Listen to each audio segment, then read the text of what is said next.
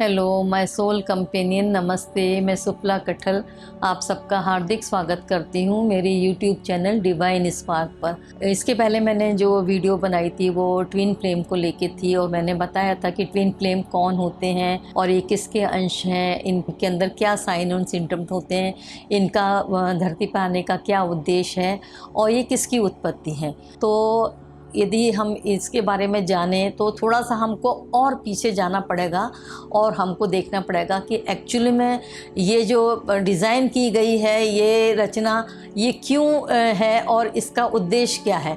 तो जब हम यदि ये देखेंगे कि जब ब्रह्मा जी को सृष्टि की रचना करने के लिए बोला गया, तो जब उन्होंने सृष्टि का सृजन करना शुरू किया तो उन्होंने ये देखा कि यदि मैं अपनी जो रचना है जो बनाऊंगा तो ये तो इनका जीवनोपरांत इनका जो है वो समय के पश्चात ये नष्ट हो जाएंगे, तो अगली बार हर बार मुझे इस टाइप का जो है वो सृजन करना पड़ेगा, नई नई रचनाओं का सृजन करना पड़ेगा।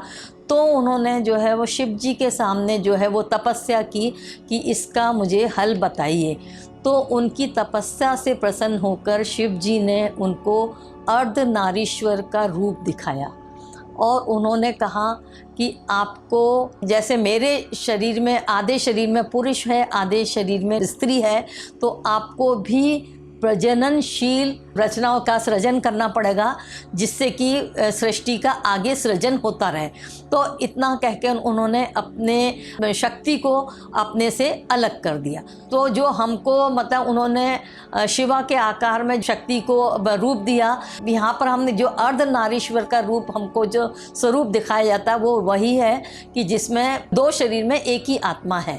तब ब्रह्मा जी को समझ में आई कि मतलब इस टाइप की रचना उनको करनी पड़ेगी। तो यहाँ से ही जो है ट्विन फ्लेम का जो है उत्पत्ति हुई है और चूँकि ये शिव शक्ति के ही उत्पत्ति है तो इनकी रचना भी उसी टाइप से, इनकी फिर लाइफ जो है उसी टाइप से डिज़ाइन की गई है। तो यहाँ पर यदि हम देखें तो ट्विन फ्लेम मतलब एक ही ऊर्जा जो है वो दो अलग अलग रूप में है। ट्विन फ्लेम मतलब सेम सोल दो शरीर में है जिसमें एक ही अंश, एक ही तत्व और एक ही ऊर्जा है और जो कि अलग अलग होके अपने शरीर में प्रवेश करती हैं और यहाँ से वो अपनी अपनी जर्नी में आगे बढ़ते हैं, बहुत सारे जन्म लेते हैं और आगे की डेवलपमेंट की प्रक्रिया शुरू करते हैं, अनुभव लेते हैं। इसके बाद जब उनका मर्जिंग होने का समय आता है तब वो सबसे आखिरी लाइफ में जो है वो एक साथ भगवान को समर्पित होते हैं और इस टाइप से उनकी लाइफ हमको देखने को मिलती है। तो यहाँ पर हमने देखा कि शुरुआत से ही सृष्टि का जब सृजन हुआ तो हमने देखा दो तरीके से जो है, एक मेल और एक फीमेल। एक फ्लेम के दो हिस्से क्यों होते हैं? अस्तित्व की शुरुआत से ही एक शिव यानी आत्मा और एक शक्ति मतलब नेचर, कुदरत, इसको बनाया गया। मतलब जो शिव है या आत्मा है वो मैस्कुलाइन पोलरिटी के रूप में है, मतलब जिसमें पुरुष तत्व है, और एक जो है फेमिनाइन पोलरिटी मतलब जो कुदरत या प्रकृति के रूप में है। तो जैसे हमने देखा कि जो आत्मा या जीव जो है वो मतलब जो पुरुष तत्व और जो नारी तत्व, ये जब तक सृष्टि में नहीं होंगे तब तक सृष्टि की रचना नहीं होगी। मतलब प्रकृति की गोद में हम देखते हैं कि ये हमको दोनों टाइप के तत्व देखने को मिलते हैं। जब ये अपने अपने तरीके से पृथ्वी पर आते हैं और जीवन की प्रक्रिया चलती रहे तो अपने अपना रोल प्ले करते हैं और अपने अपने अनुभव लेकर जीवन में आगे बढ़ते हैं। ट्विन फ्लेम का मैंने जैसे बताया था कि एक ही ऊर्जा, एक ही फ्लेम के दो हिस्से होते हैं और एक ही ऊर्जा दो शरीर में, एक ही अंश, एक ही तत्व, एक ही ऊर्जा को लेकर आगे बढ़ते हैं, अपने अपने जीवन में अपने अपने तरीके से आगे बढ़ते हैं, बहुत कुछ अनुभव लेते हैं। और जब इनका परमात्मा में मर्ज होने का समय आता है, डिवाइन में मर्ज होने का समय आता है, तो उनकी यूनियन की प्रोसेस शुरू हो जाती है। तो इसके लिए उनको कई लाइफ दी जाती है। सबसे अंत की लाइफ में जो है इनका यूनियन का समय आता है।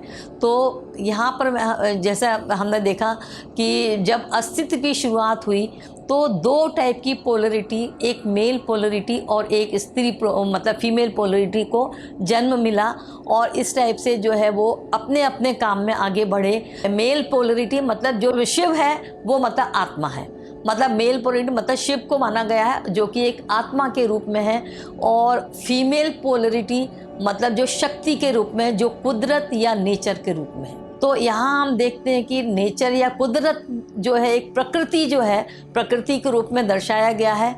जैसे प्रकृति की गोद में, माँ की गोद में जैसे सारे जीव जंतु जन्म लेते हैं, तो वो एक माँ का जो गर्भ है वो प्रकृति के रूप में शक्ति को दर्शाया गया है, और शिव मतलब जिसमें कि आत्मा रहती हैं। तो मतलब यहाँ पर दोनों का जो अंश जो दिखाया गया है, शिव और शक्ति एक ही है, लेकिन वो अलग अलग पोलरिटी में आके अपना अपना कर्तव्य जीवन में आके करते हैं। जब सृष्टि का सृजन हुआ तो इनको अपना अपना कार्यभार सौंपा गया।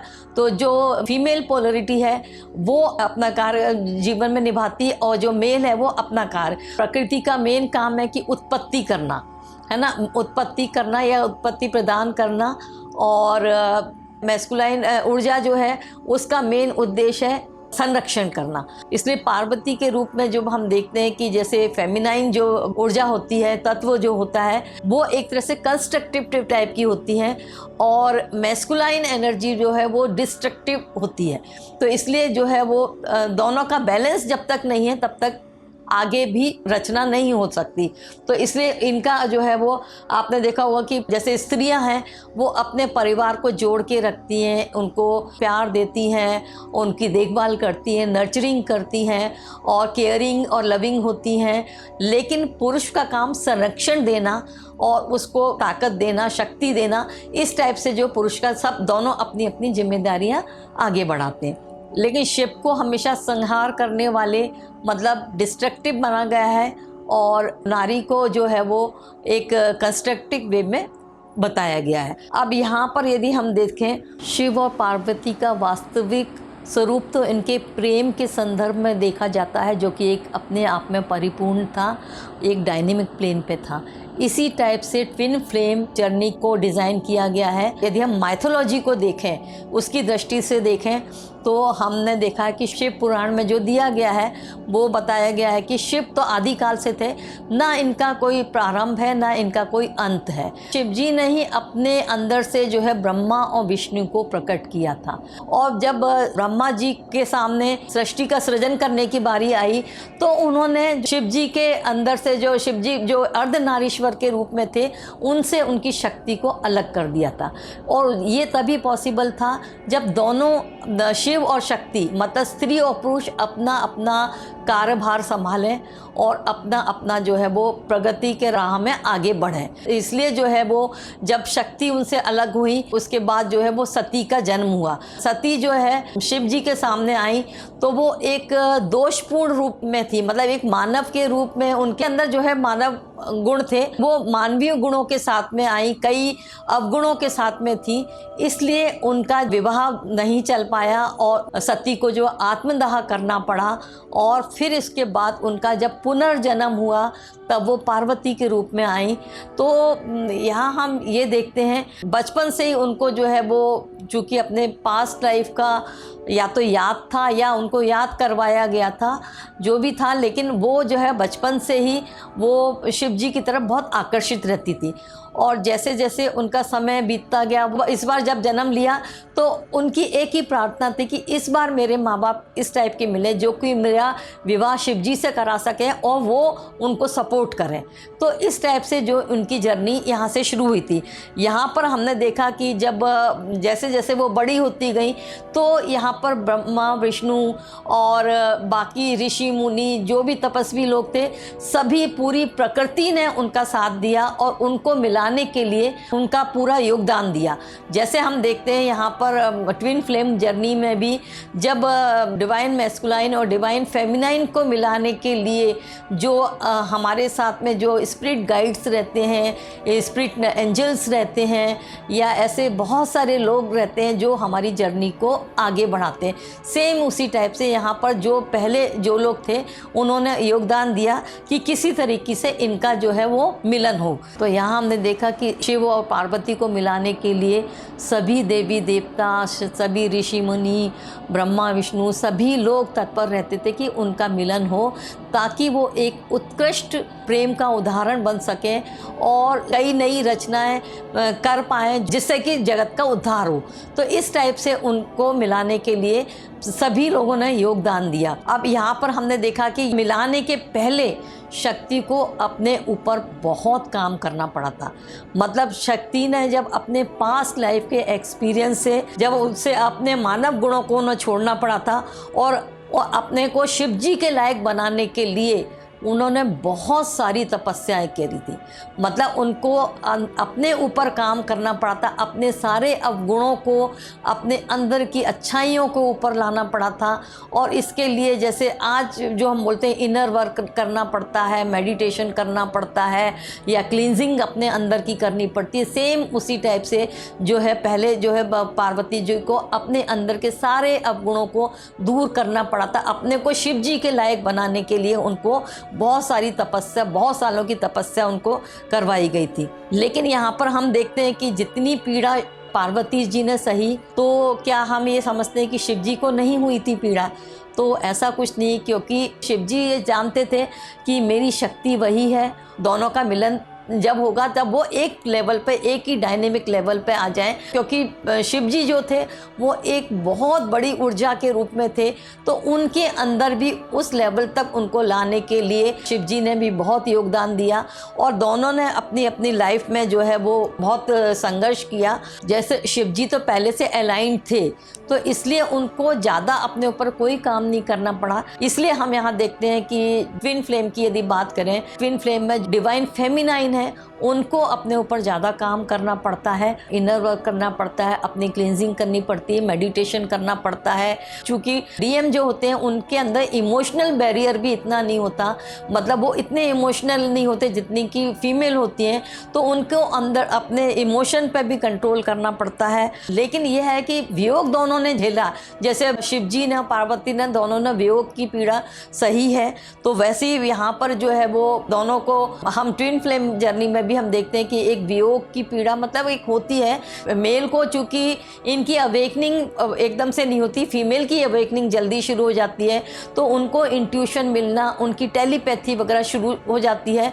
जब उनकी एनर्जी जब डीएम तक जाती है तो उनकी भी अवेकनिंग, मतलब धीरे धीरे उनकी एनर्जी जो अब उनको मिलने लगती है तो उनकी भी अवेकनिंग होती है। तो यहाँ पर जनरली ये देखा है कि जो फीमेल होती है उनको अपने अंदर के जो सातों चक्रों को क्लीन करना पड़ता है, उनको बैलेंस करना पड़ता है, उनके अंदर जो भी वुंडेड एनर्जी होती है उनको जो है वो हील करना पड़ता है। और इस टाइप से जब वो पूरी तरीके से हील हो जाती हैं, इसलिए उनको सेपरेशन कराया जाता है, क्योंकि यदि वो साथ में रहेंगी तो वो अपनी कमियां नहीं देख पाएंगी, सब है।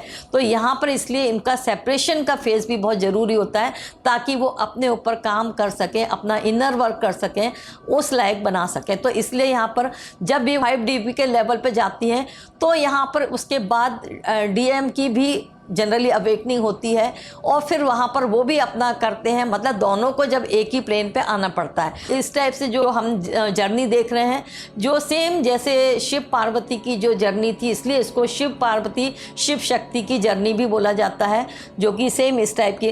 तब जब डीएम और डीएफ जब एक ही लेवल पे आ जाते हैं, मतलब जब दोनों की मिररिंग एक दूसरे के सामने हो जाती है, सारी उनके अंदर से बुराइयाँ और सारे विकार जब ख़त्म हो जाते हैं, तो पीएफ जो है उनके बगल में होती है। पहले जब आमने सामने होती है तो एक दूसरे को मिरर बात करते हैं, मतलब जब कोई भी चीज़ हम आमने सामने होते हैं तो एक दूसरे को मिरर करते हैं, मतलब अपनी कमियां दिखाते हैं।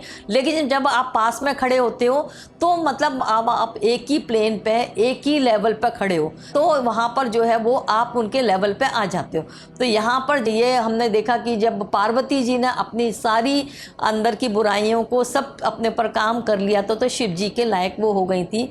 और ये एक उनके उत्कृष्ट प्रेम का जो है वो एक बहुत बड़ा उदाहरण है। मतलब ये है कि जब हम देखते हैं कि जब हम स्पिरिचुअल उसमें जाते हैं तो हमारे साथ में बहुत सारी चीज़ें सपोर्ट करती हैं। ये भी सुना गया है कि जब शक्ति को शिव जी ने अपने से अलग किया था तो शक्ति के 3 पार्ट हुए थे, जिसमें से कि एक सती के रूप में था और लक्ष्मी और एक सरस्वती जी।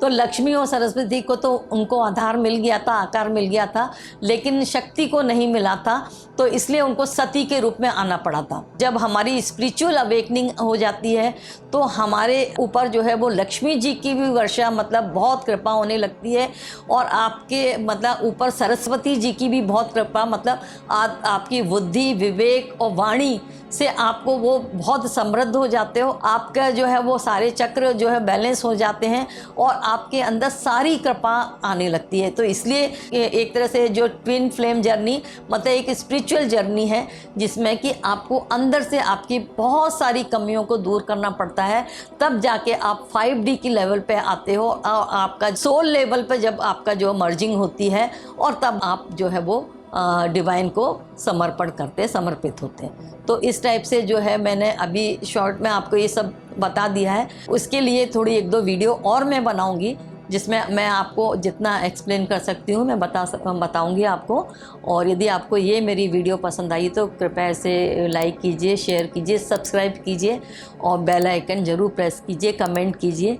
तो thank you for watching my video.